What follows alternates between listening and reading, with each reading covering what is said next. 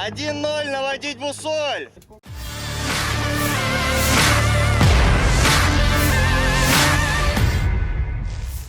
Kementerian Pertahanan Rusia merilis rekaman aksi kerja tempur kru artileri self-propelled 2S9.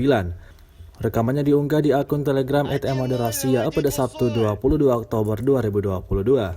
Senjata 120 mm menekan prajurit, kendaraan lapis baja, senjata api, dan pos komando Angkatan Bersenjata Ukraina.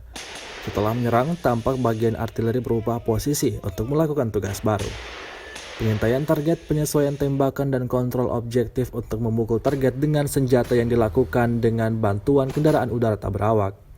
Sejauh ini selama invasi berlangsung, Rusia secara total melaporkan 324 pesawat Ukraina, 162 helikopter, dan 2.302 kendaraan udara tak berawak dieliminir oleh pasukan Vladimir Putin. Sementara dari kubu Kiev, Kementerian Pertahanan Ukraina melaporkan 100 tentara Rusia dieliminir dalam 24 jam terakhir.